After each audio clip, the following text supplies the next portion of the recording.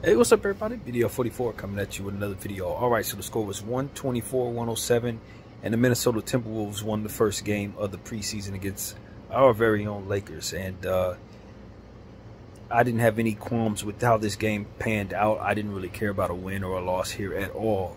The most important thing for me was first, of course, staying healthy, and then just seeing our guys and trying to get as much data as possible. Everybody really looked pretty good. Of course, we didn't have Braun and AD out there, and for the other side, they didn't have Julius Randle, and they didn't have, of course, Ant-Man as well. So the teams kind of looked a little different than what we were expecting they would look, but we did get a good look at both teams' young players, and I think there was a lot of shining out there. I ain't gonna lie, guys shined on both sides. I don't even know where to start, man. Obviously, I'm rusty because this is the first game of the preseason. It's been a long summer, man, and I'm really glad to be back. It was so much fun watching Laker basketball. The energy was great. The vibes were good. Even though the stars weren't out there, it was still a refreshing bit of basketball to watch for myself personally. I had fun watching that, and that's not something I said a lot last year. It really wasn't. You know, we'd have games here and there that were really fun, memorable games, but to watch a game that didn't have no stars in it and to actually appreciate it despite losing and not really having the lead at all, I can't remember too many times where that's been the case, man. So gotta give credit to both teams for making this an enjoyable game for me. I thought, to start, I'll say I think JJ looked really good out there as a coach. You know, it's hard to tell on television how things are going, but to me, it seemed like he was doing all the things you want to see coaches do, calling timely timeouts, pulling young players to the side and giving them pointers and giving them praise. You know what I mean? I thought the team looked like they were fighting hard for him throughout 48 minutes. No matter what lineup he put on the floor, the energy was good. Guys were picking each other up. We only missed 2 free throws on the night. We had 12 blocks on the night, and one of the things I was worried about was, given the fact that JJ has so much offensive history, how much would that translate to defensive intensity, defensive energy, and ultimately how intent the players were defensively. I think we looked great defensively. In the ways that I was worried about, they made me feel a lot more calm about what this unit can be. And part of that had to do with just more talented defensive players being on the floor more of the time than what we would see last year, in my opinion. You have more capable defensive players, more Max Christie. Jalen Hood-Schifino and his length helps with that. You know, more Colin Castleton was seen tonight. You know, so that right there to me, you know, Bronny James, more defense is going to be on this year's roster just off the strength of just a little more defensive talent out there. That's encouraging. You know, you saw good defensive sequences from Jackson Hayes. You know, Rui Hachimura did some good things down there. Austin Reeves 10 for 10 from the free throw line, which is incredible. Even though he had a bad shooting night at 2 for 9, I still thought he was really good. You know, but for me, the standouts on the Lakers side of things was Max Christie and Jalen Hood-Schifino. Even though there were other players who played very well and stood out, for me, the two that I have circled on this game for this particular matchup were those two. And look, it wasn't a perfect game by any stretch of the imagination. Max, I think, was like 1 for 5 from the 3. Jalen Hood-Schifino, you know, he didn't shoot it particularly great, but 6 assists, no turnovers. That was key for me in regards to Jalen Hood-Schifino. And Max Christie was the high man with 7 boards tonight. And he also had, I believe, 2 blocks and a steal, I think, as well, to go with his point total, from which I don't remember. But I thought both of those players shined bright, man. Max Christie, we were such a better team with him on the floor, on both sides of the floor, man. He really shined to me. There's still some things he could work on.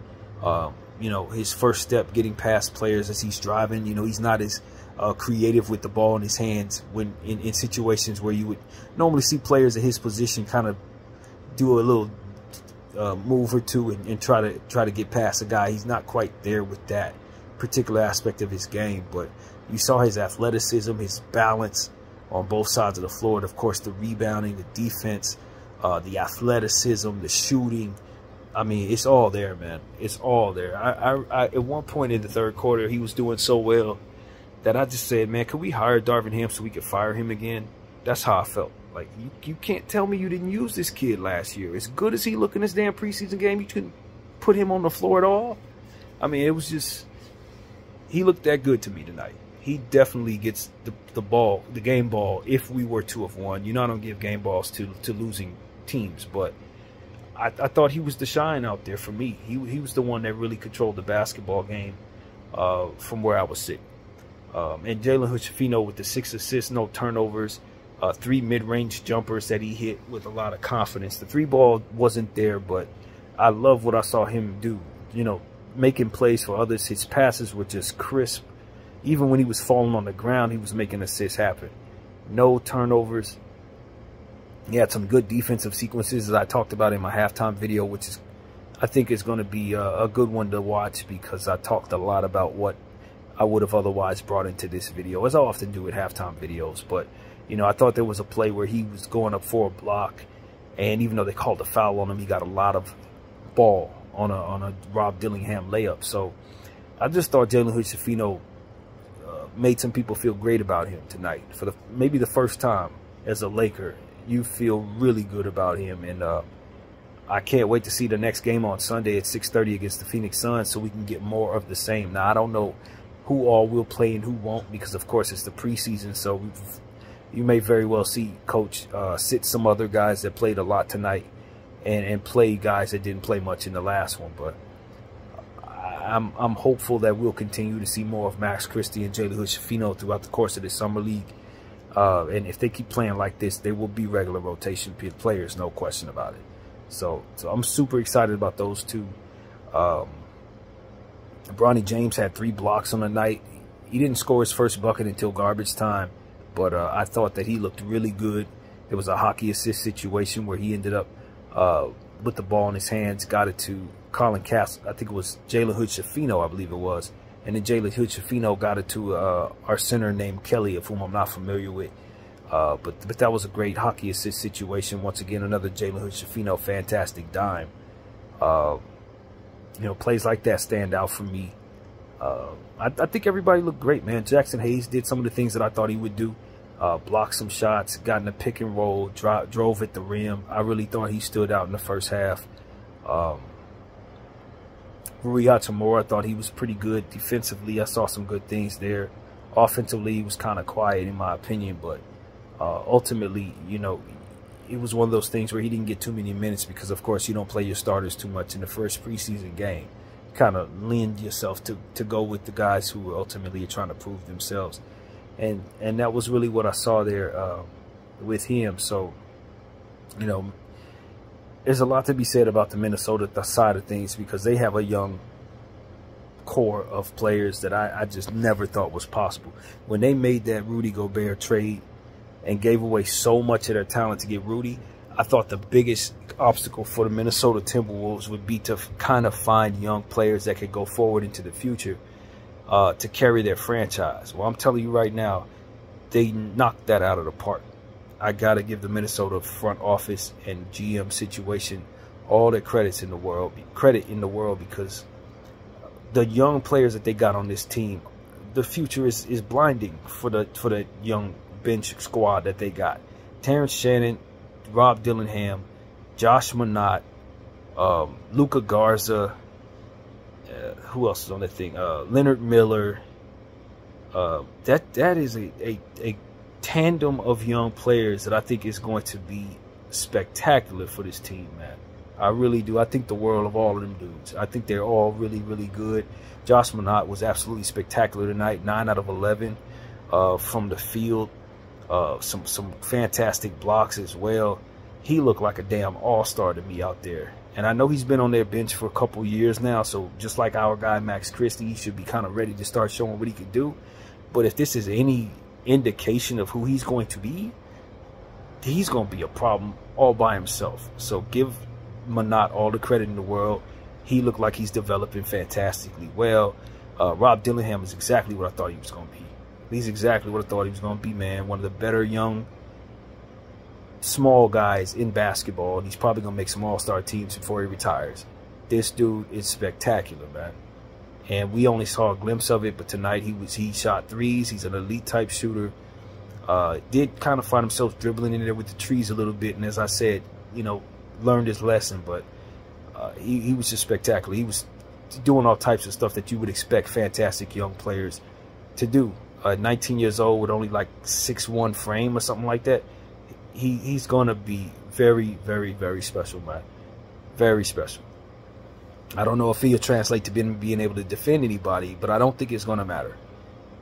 His dribble penetration and teardrops, hook shots, three-point shots, you know, he smoked us. At one point, it became very clear that we had no answer for him at all.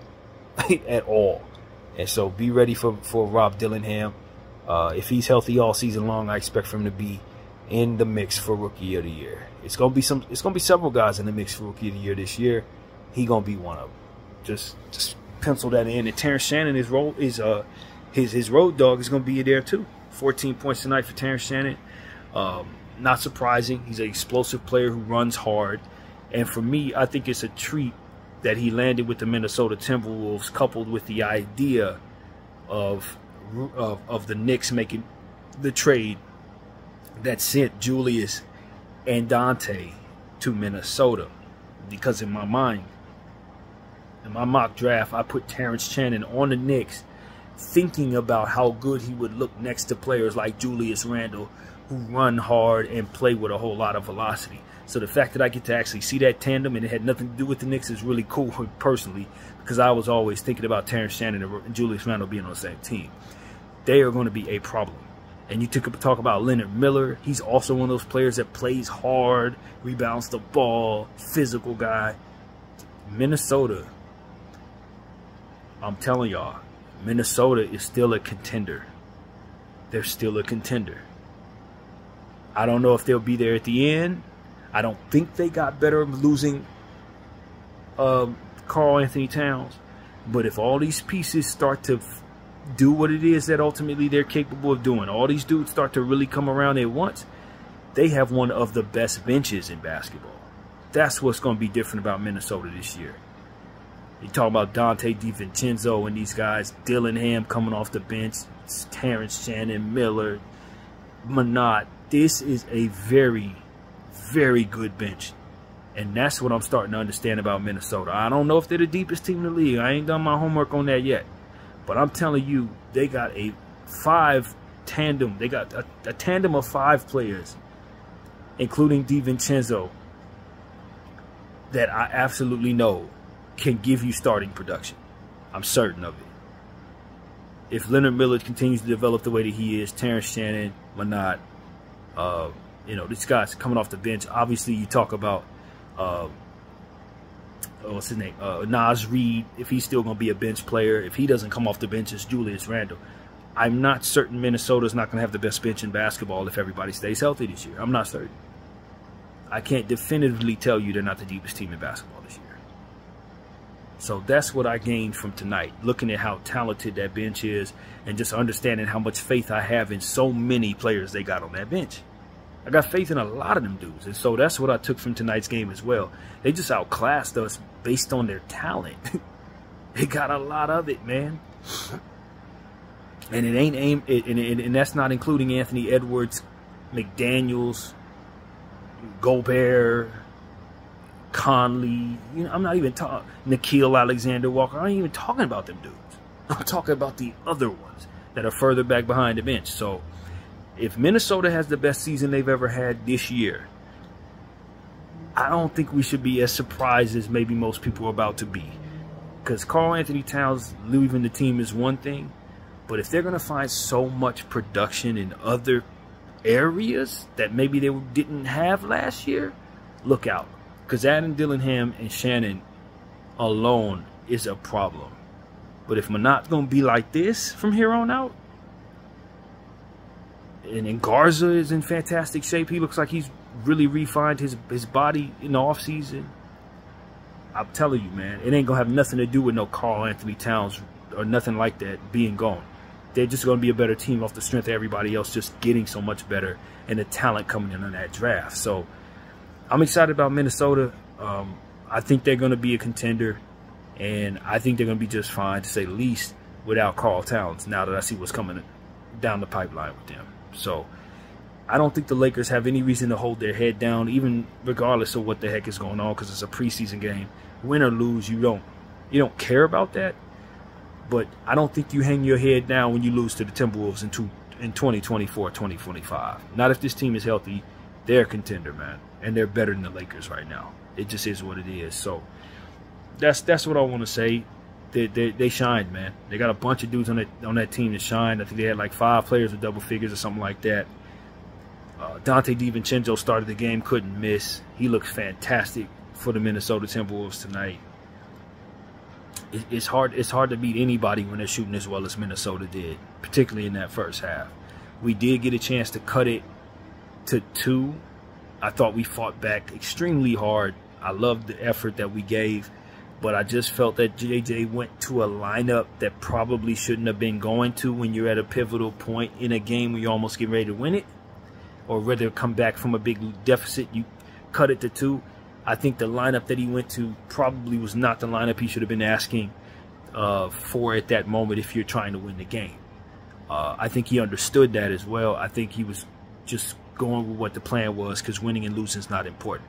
I think if the Lakers are intentional on winning games like this, you're going to see him go to more conventional lineup choices.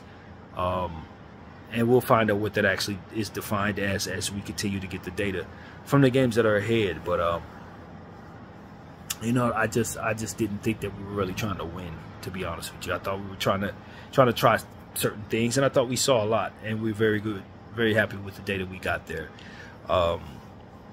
D'Angelo Russell, I thought he looked pretty good. I thought he was solid, you know. Aggressive, kind of herky-jerky in some of the shot selection, but I thought ultimately he was pretty positive. Did good things out there, and I think he's going to have more competition at the point guard position for those minutes. If Jalen's going to continue to show this type of shine, Jalen's going to push him. He is. If he could just continue on the path that he looks like he's on right now, he's going to push him. Also, Gabe Vincent. Loved what I saw from Gabe Vincent, man. And y'all know I am not a Gabe Vincent guy. Not by any stretch of the imagination. But tonight, he got me on board with pausing and continuing to watch what he's going to do, because he looked great. He looked great out there. I thought he made good passes. I thought he hit his 3. That was huge. Him knocking out 2 threes tonight. Just a real steady source of balance for the young guys out there. I thought he looked great next to Jalen Hood-Schifino. I would love to see them try more opportunities at a backcourt together. I think there's a certain natural synergy there between those two. It's funny because I said that I wanted him to be a mentor for Jalen, because I thought that he would probably be able to relate to Jalen in some ways that a lot of players may not be able to, given the fact they're similar height, similar styles of play in certain ways. Tonight, they look great together. So I would love to see JJ keep going to them. And that's something I was looking for as well. Who plays well with one another? Who looks great out there together? Jalen Hood-Schifino and a bunch of guys. To be honest with you, Jalen Hood-Schifino and Max Christie. Jalen Hood-Schifino and Dalton Connect. Jalen Hood-Schifino and who else was it? It was Bronny James had some good moments. So for me, it's just when you have connective pieces, guys who know how to make other people look good, it's easy to see 2-man game, 3-man game synergy there. And I was overly pleased with some of the choices we made to try to pair certain players together and how that ultimately played out. So it was just great. It was really great to see the Lakers be utilized the way that we saw them tonight. I thought Jalen looked like himself tonight. I thought Max Christie was utilized well tonight. Dalton Connect had 5 turnovers, which really was a little frustrating, but ultimately you'll live with that from the young rookie. You know, he was aggressive shooting the ball. I thought he did some good things. We just got to figure out, you know, how to keep the ball from being turned over. Some of those turnovers are technical mistakes, I felt. Misreads and You know, it's guys trying to run for a screen and over the head passes that don't actually connect type of stuff. I think that was really the gist of some of the problems down there for the turnovers. I don't think they were forced turnovers. I don't think they're turnovers that you make as you continue to see the team flourish with one another, practice and all that. So I'm not worried about the turnovers. We did have 21 as a team, but they weren't stupid turnovers. They were just early learning one another type turnovers. I'm certain we'll figure that out. So yeah, I love what we did on the boards. We from player to player to player, I thought the effort was there. Positioning seemed pretty solid as it pertains to guys going after rebounds. I'd like to see us do a little more on the offensive glass, but defensive glass wise, I thought we cleaned up pretty good. So all things considered, you know, we just didn't have the greatest shooting night as a team. I don't think we were able to be as effective defensively against a hot team early on, even though the effort was obviously strong. So there's two ways to look at defense, in my opinion. Is it how much effort was given, whether you were effective or not, and how effective you were upon whatever effort is provided. Sometimes you have nights where the team is not intense on defense, but everything they do is right. The team just continues to get a ball to you. You know what I mean? That kind of thing. And then other nights you see guys diving all over the floor, staying in front of their man, giving all types of effort, deflections, and the ball just continues to tip against you. And the other team makes every shot despite you having fantastic defense. I think we saw a little bit of the latter tonight. I thought our guys' effort was fantastic. I thought we stayed in front of people. We tracked people pretty well. And guys just made tough shots.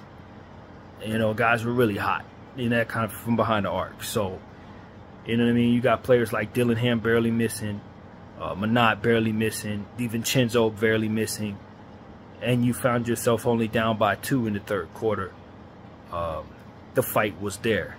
I thought they fought hard for J.J. Redick. I thought the energy stayed up regardless of what the score was. The body language looked good regardless of what the score was. And those are great indicators to start. It's obviously the first game of the preseason, so it's far too early to indicate what we expect our tendencies will be. But if we can stay on this path, I like who we are. I like who we are. We're still under-talented as it pertains to our roster in comparison to a lot of the field. Like I said, I think Minnesota's a better team than us. But at the end of the day, when you ask yourself if you think you can get a lot better from last year to this year, yes, I think we can get a lot better because I think our team is going to be utilized better. I think we're leaning more into things that are likely to succeed. I think we have better players on the floor at a given moment, and that's going to make us a better team overall. Guys have gotten more mature, and I think it's going to be more, like I said, it's going to be more pressure on guys like Austin Reeves, D'Angelo Russell, and Rui Hachimura, because you got guys behind them that are a bit more likely to push them for minutes this year. The competition is going to be more so than when Darvin was running things. You ain't got no Taurean Prince eating away at Max Christie's minutes. You got a Dalton Connect who's going to be pushing guys. You got Jalen Hood-Schifino who's going to be pushing guys. So it's a healthy Gabe Vincent. It's not going to be as easy for a guy like D'Lo to not have a good night and still stay on the floor or keep his spot in the rotation. It's just, this ain't the year for that. As I like to say, crap or get off the pot. You know what I'm saying? This is that kind of year. Next man up for real. You go down with an injury, we got some backups here for your position. So I like our depth, especially if we can get so much out of these young guys. Development is everything, and I think we saw the foundation tonight of a process possible for development, and that's what I'm hoping to see, man. So I know there's plenty to talk about stats wise, and then, you know, we'll have many conversations after this one discussing what the team looked like in this game, and throughout the preseason we'll gain more understanding of who we are. But I'm excited, even though Bron and AD wasn't out there, even though we're missing some real key role players. I love what I saw, man. And this is what I prefer to see in the preseason. A bunch of young guys trying their best, going all out for the new coach. And so this is great, man. I haven't felt this good about a loss in a long time. Obviously, it doesn't count against the standings, but you just feel very encouraged by how this thing is starting off. Much more encouraging than these last couple of years. So that's what it is, man. Hopefully we can get ourselves a win for morale, I guess you could say. But it's not really about that. It's just about getting everybody going and seeing what you have. So kudos to both teams, man. Both teams played hard, and I really enjoyed what I saw. I really did, and I hope everybody enjoyed this video as well. But I think I'll sign out for now. If I'm gonna give the game ball to anybody, it's gonna be Manat, man. That boy barely missed. He barely missed, and he played a lot of the minutes. It probably would have been DiVincenzo, maybe Rob Dillingham, but Josh Manat was spectacular, man. Ain't no way around that. And you know, I had some guys on our team that I like a lot, so I definitely want to give kudos to everybody on our squad too. We went hard, man. That's really what it's about. And we play again, like I said, 6:30 on Sunday against the Phoenix Suns. I think that game will also be in Palm Springs, not Pittsburgh. Ignore that. Ignore that. And that's pretty much what I gotta say, man. Go Lakers. Not upset at the loss. Ain't really a loss at all. It's just preseason, and our team walked out of there healthy. That's what it's about. BDL 44. I thank y'all for watching. I'm out.